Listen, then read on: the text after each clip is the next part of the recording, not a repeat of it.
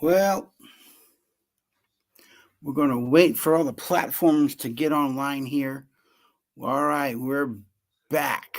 We are back with some more Relate Well Lives with Dr. Rick Marks, which, by the way, is me. That's right. That's right. I'm actually at a dear friend's house, Paul and Jerry's house. Robertson. They run a marriage ministry and marriage mentoring ministry out of their church. And they actually mentor couples who are in high distress using the Relate Well process and have been doing it for many, many years. And I come up here and do work periodically with their church or with the couples who are in high distress. And I'm actually sitting in their living room at their house up here in Wisconsin. And I'm telling you, folks, it's been cold. The snow's been out. It's been melting a lot, but it's been beautiful. Had some great time working up here. Worked with 50 couples doing a seminar Friday night and Saturday. Had a lot of fun. And the weekend before, I was doing work with some two churches, married relationship seminars for two churches up here. And I got some intensives that I'm doing Monday, Tuesday, and then Wednesday I'll fly to Virginia to do some leadership training for an organization in West Virginia. So thank you for joining me. I appreciate it.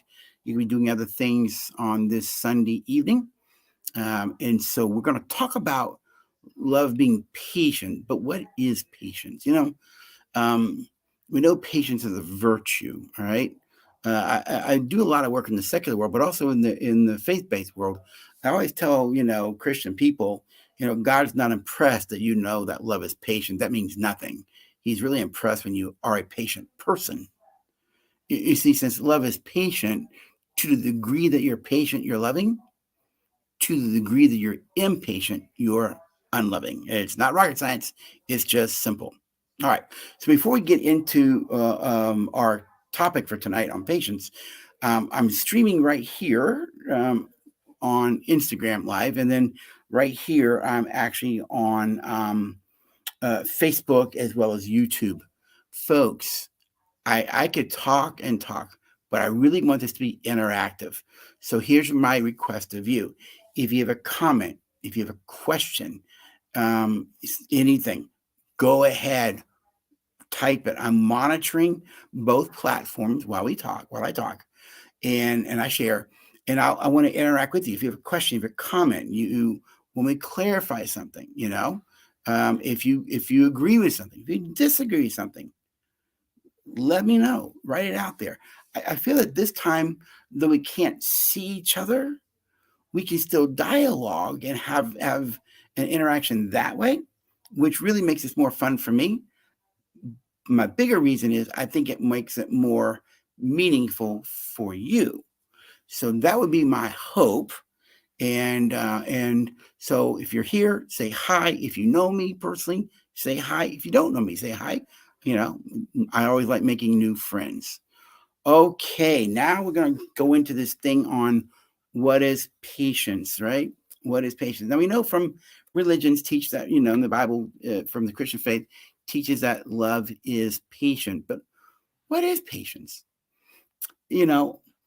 To the degree I said earlier, just to the degree that you're patient, you're loving. To the degree that you're impatient, you're unloving. And have you noticed that when you're around someone who's really impatient, you can feel it? You can feel it. You can feel the negative energy of impatience, can't you? Because impatience creates a negative energy. People can feel it around you. It's like when you're angry or fearful or judgmental, critical. People can feel it. You can sense it.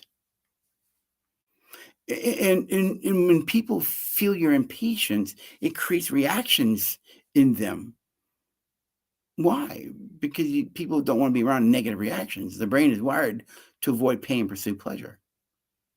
Have you ever noticed, though, that when you live a life of patience, you don't create a negative energy? That patience itself actually has a positive energy that goes with it. It's a positive energy that goes with it. People who are patient, you don't feel threatened by, you don't feel intimidated by, you don't feel any sense of negativity from them. Why? Because patience is love, because love is patient. Love is patient. And in my own transformation many, many years ago, 25 years ago, now, folks, I'm a psychologist background, but I'm also a minister as well. And I realized many years ago that patience is not something you just get because you're a Christian. You develop patience. You have to have opportunities to practice patience. And I remember, 1994, 95, when I was really trying to transform my life, I I had this awareness from God that you don't get patience, you develop patience. You don't get my heart, son. You develop my heart. You have to have opportunities. I call it to practice his heart. And his, love is patient, love is kind, it's long suffering. The 15 traits of love mentioned in 1 Corinthians 13, you get opportunities to practice those things. And so I was like, well, I want your heart. I want to be your heart, Father. He said, then you have to have opportunities to practice it. Folks, I'm here to tell you something. If you say, I want your heart, he will give you opportunities to practice it. He will. So, kid you not, a few weeks later, I'm at a Walmart. Early morning, my allergies are pretty bad. I need to go and get me some antihistamines. 7 in the morning, I'm supposed to do a marriage seminar for this organization. It was in Georgia. Go to Walmart, get the stuff off the shelf, go to the checkout lane. Only one open. 7 in the morning, no big deal. Right in front of me. Now, I'm probably in my mid-30s at the time. Little old lady, probably in her 70s, writing her check really slow. Really slow. And I'm standing there looking at her write this check slow. And I'm thinking, oh my goodness. I looked at the cash register lady. She like, oh, I'm so sorry. And she writes really slow. And I am getting impatient. No. Let's be honest. I am impatient. I'm standing there going, and I started tapping my foot. And I heard the Spirit of God go, do you want my heart? And I went, yes, sir. Do you know you're here right now in this moment to practice patience? Never thought of it. You said you want my heart. Practice patience. Quit focusing on the lady in front of you. Focus on something different. Novel idea. So what I did was I looked at the cash register lady. I said, well, good morning to you. And she, well, good morning. I said, what time do you start work? And she told me. I said, what time do you get off? I said, how's it been for you? I started a conversation and I quit worrying about the little lady in front of me writing really slow. And I started practicing patience. I shifted myself. And what I found out was every single day, I got opportunities to practice patience. Someone's in front of you driving slow, and you're sitting there honking the horn, staring at them, getting all upset. You're letting someone else rob you of your peace. You're letting someone else rob you of your patience. That shows more of your immaturity than it does the fact they're driving slow. Move on around them. Practice patience. Every day you get opportunities to practice patience. And here's what I learned. Now, practicing patience is my phrase that I use for myself. But the more, I kid you not, folks, the more that I practice patience, the longer that I did that, in time, I became more of a patient person. And because I became more of a patient person, I became more of a loving person, because love is what? Patient. And so every day I got opportunities to practice patience. Some people aren't patient, you see. They want things right away. They want it now. They want this done. They want that done. They want this. Why? Because we don't like the uncomfortableness of not having what we want right away. Not having what we want right away. And what do? We harm ourselves and we harm others along the way, you see. So research actually shows that there's 3 types of patients, all right? 3 types.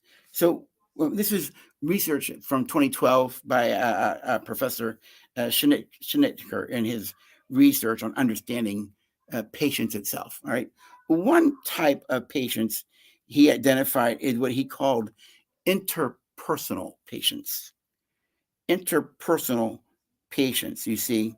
In other words, he says here in 2012, it says here in this article that I'm reading from Greater Good magazine, it says here that patient people enjoy better mental health. He writes here, the author of the article writes here, in 2012, Schnicker sought to refine our understanding of patience, recognizing that it comes in many different types.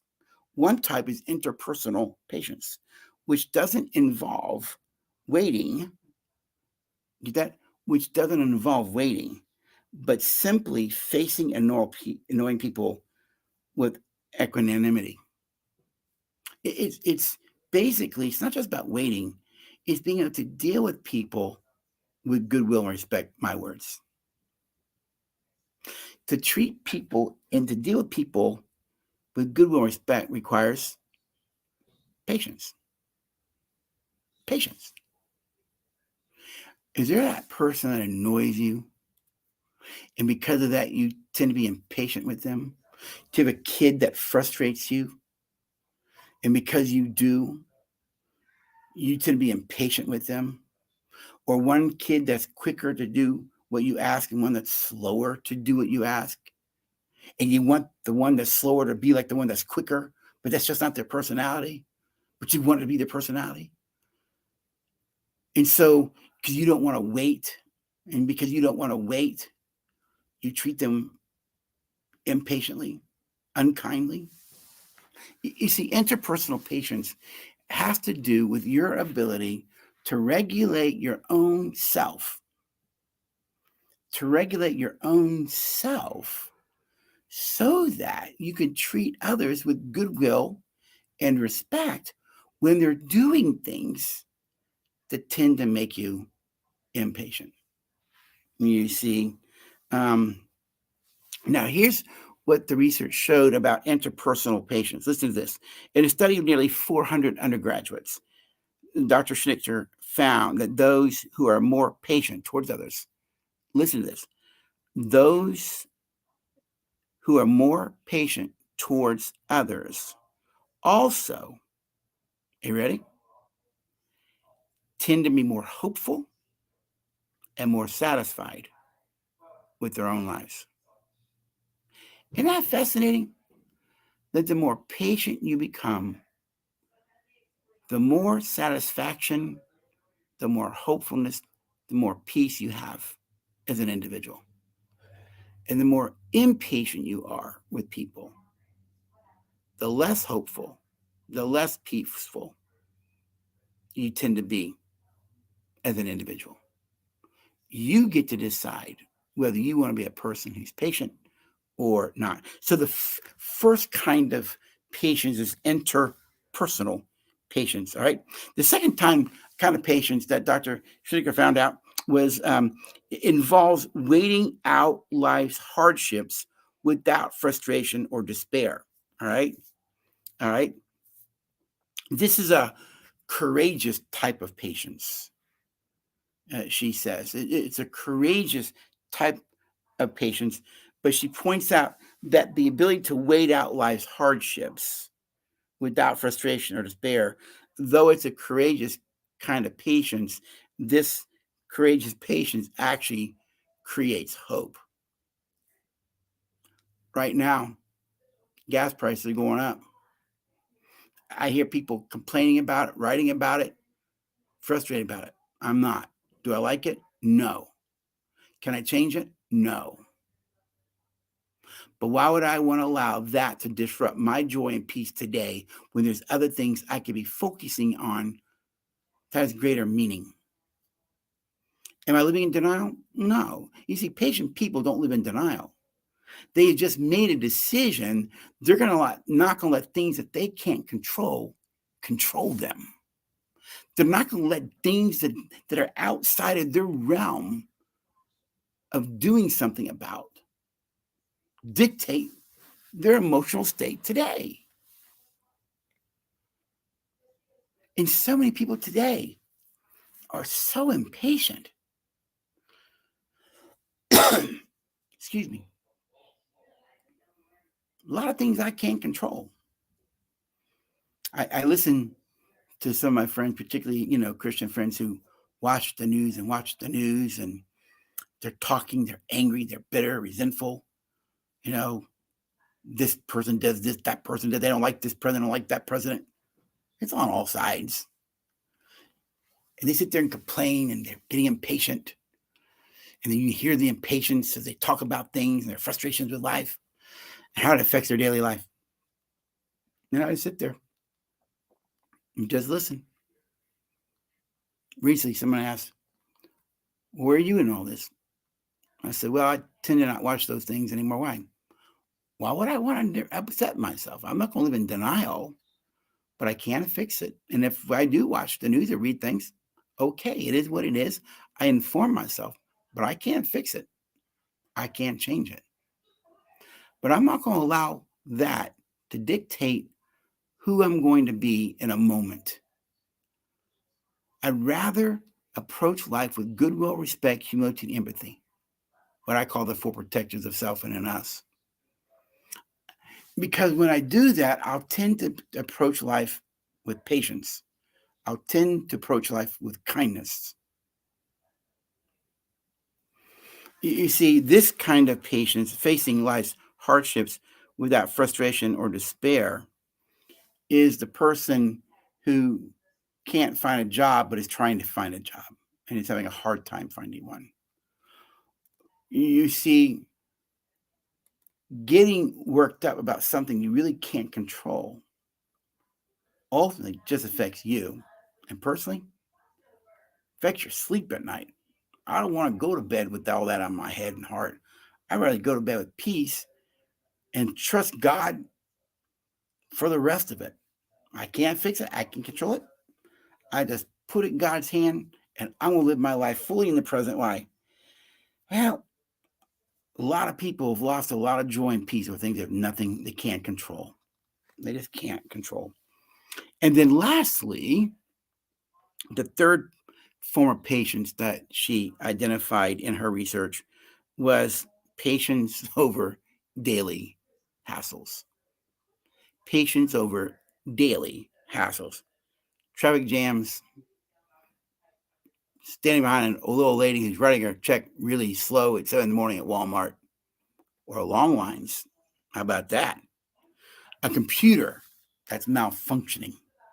And you just go, I can't believe this computer. That's impatience. That's impatience.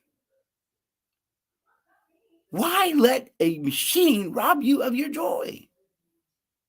Why let the fact that you showed up at that time at that Walmart or whatever store it is, when a lot of other people did too? And somehow you're more special than they are? Because that's what impatience actually says. Impatience basically says, I'm more important than you. My needs are more important than your needs. And you're getting in the way of me getting my needs met. You ever thought about impatience is very selfish? Impatience is so unloving.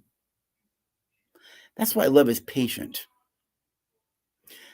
To love well means you have to get outside of yourself. To love well means you got to be able to move to compassion in conflict. To love well means you got to have kindness. You got to have self-patience. You got to be patient with yourself. To be kind to others, you got to have self-kindness. To have compassion for others, you got to have self-compassion. Which means you need to live a life of humility. Humility is a very powerful way to live life, by the way. But impatient people tend to be prideful. Unkind people tend to be prideful. They actually tend to be immature emotionally. Yeah, I said it, but it's true. Research backs it up. I used to be that guy. I don't want to be that guy anymore. I want to be the person that's just patient. I can't fix it, can't control it, so I'm not going to let it rob me of my joy. There's other things to focus on. When Biden got elected, some of my Republican friends all upset, can't sleep, talking all the time. Not me. Oh, well, congratulations to the party that won. I had a lot of friends that were for Biden. I'm glad for them because their candidate won, and I'm glad for them. Do I agree with his policies? No. Personally, I don't like Trump myself. I would prefer someone different. But in the end, I'm not going to let all that rob me of my joy. I'm not. I'm not going to let all that rob me of ability to see the good things in life. There's a war taking place as I'm talking between Russia and Ukraine. There are potentials for the U.S. to have to go to war with NATO if it spreads. All that's on the table right now. Am I concerned about it? Sure. I am. Am I so impatient or fearful that I'm watching the news, reading stuff, listening to stuff, talking about it all the time? No. You want to know why? Because the young man I got to encourage today at the museum who just got out of the Marine Corps, that was wonderful. Just to be a blessing to him. And to be able to lay my head on my pillow at night, knowing that God's in control, not me. I can't fix it, can't change it. Things I don't like, things I don't like about my country. But I found there's a lot of things I do like about it as well. That's the power of patience, you see. You're able to live life outside of yourself, fully in the present, so you're able to see the good and the bad. In the midst of the bad, you can find the good. And ultimately, it's because I don't want to rob myself of my joy. I don't want to rob myself of my peace. I don't want to rob myself of all the good stuff emotionally, because impatience will rob it of me. Yes, love is patient. And to the degree that you're patient, you are loving. And to the degree you're not patient, you're unloving. It's not rocket science. It's just pretty simple. People feel your impatience and people feel your patience. You can feel both. Impatience produces a negative energy in a room. It produces broken relationships. It creates angst and fear and tension between people. Patience doesn't. And you get to decide every single day how you want to live your life and what kind of person you want to be. So you get to decide every moment, just like I do. My hope is, and my prayer is, that you choose to live a life of patience, not just for a moment, but as a way of being. It takes time, it takes practice. And for those of my friends who are Christians, there's a saying in the church you've heard a lot: don't pray for patience. I would recommend you quit saying that to people. And the reason they say it is because, well, if you pray for patience, you got to have things happen in your life that are negative. That's why you don't pray for it. Well, since God is love and love is patient, here's what God hears. You're telling people to not pray for opportunities to practice my heart. You're telling people to not pray for opportunities to live a life of patience, which is loving, which is me. Well, you tell people that. Pray for opportunities to practice patience. Pray for opportunities to practice kindness on a regular basis. Because the more you do, the more you become it as a way of being, as a habit. And then when you get to that place where you're there more often than not, you're living a pretty peaceful life, fully present in life and in time to yourself and to others at the emotional level. You're not stuck in the past or worrying about tomorrow. You really live right out here. And your power is learning to live in a moment, not stuck in the past or afraid of tomorrow. That robs you of today. Love is patient. May we choose to be patient people. Ask God for opportunities. Look for it every single day because He'll give them to you. Practice patience. Make it a way of being. And in so doing, you will be more loving. Why? Because love is patient. This is Dr. Rick Marks. Thanks for listening, hanging in with me. This is another Relate Well with Dr. Rick Marks. And by the way, if you're interested, we have a Relate Well with Dr. Rick Marks podcast. I do that with my co-host, Angelia Savage. And her and I together actually do a radio show that's called Relate Well with Dr. Rick Marks. And we take the radio show and make it a podcast as well. You can pick it up on all the big sites, Spotify, Apple, Google podcasts. Pick them up there, download them, listen to the podcast. We have all kinds of subjects around healthy living, healthy relationships, healthy marriage, healthy family, and mental health issues. Why? Because our heart and passion, Relate Well, is that we can teach people how to relate well so they can live well and love well.